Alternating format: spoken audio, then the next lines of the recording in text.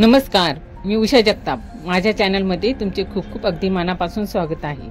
आज आपण पोह्याचे कटलेट करणार आहोत। त्याच्यासाठी लागणारे साहित्य: एक मोठा बाउल पोहे, 2 उकडलेले बटाटे, नमक, आमचूर पावडर, जिरं, शेंगदाणे, हिरवी मिरची, आलं, लसूण, कांदा, कोथिंबीर। आपण हे पोहे स्वच्छ धुवूया।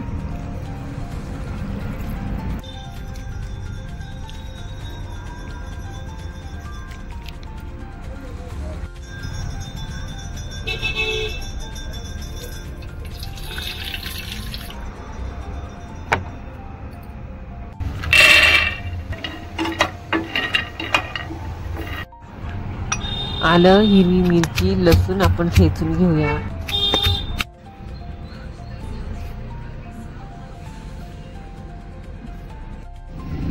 आपण बटाटा किसूया।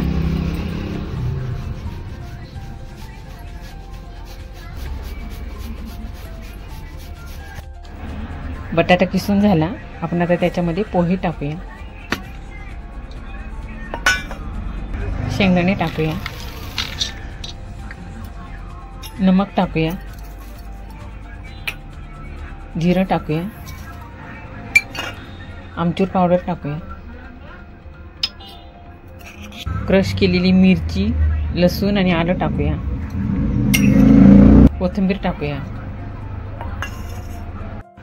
हळद टाकूया, कांदा टाकूया,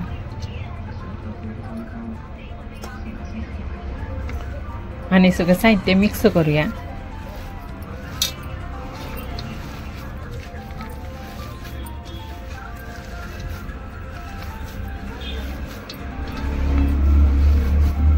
या साहित्यामध्ये पाणी न वापरता हा डो बनवलेला आहे।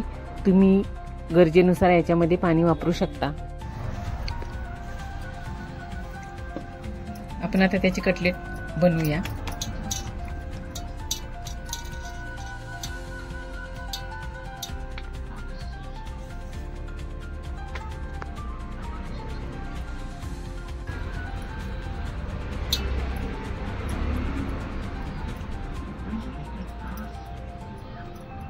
अशाच प्रकारे आपण सगळे कटलेट बनवूया। कटलेट तयार आहेत। आपण त्यांना शालो फ्राय करूया। तेल टाकूया,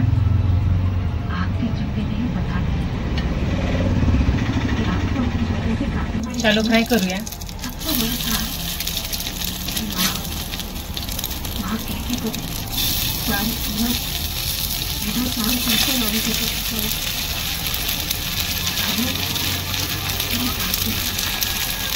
दोन मिनिटं असंच ठेवूया। आपण हे कटलेट पलटी करूया।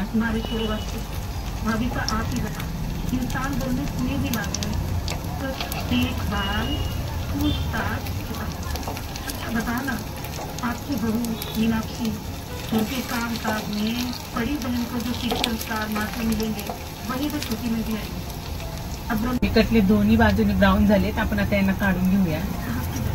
आपण आता यांना काढूया। हे कटलेट दोन्ही बाजूनी ब्राऊन झालेत। आपण आता यांना काढूया। अशाच प्रकारे आपण सगळे कटलेट शालो फ्राय करूया।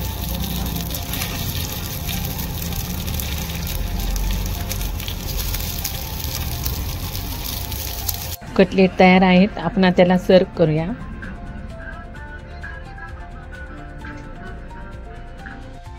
हे कटलेट मी अगदी कमी साहित्यामध्ये बनवले आहेत।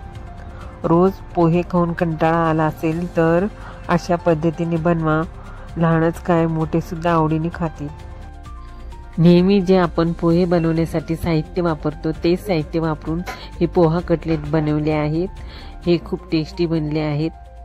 हे असेच खाल्ले तरी छान लागतात। तुम्ही टोमॅटो सॉस बरोबर किंवा कोणत्याही चटणी बरोबर खाऊ शकता।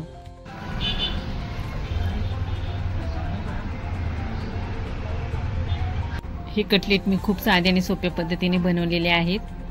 तुम्हीही बनवा. आवडलं तर लाईक करा, शेअर करा, सबस्क्राईब करा. थँक्यू. See you again.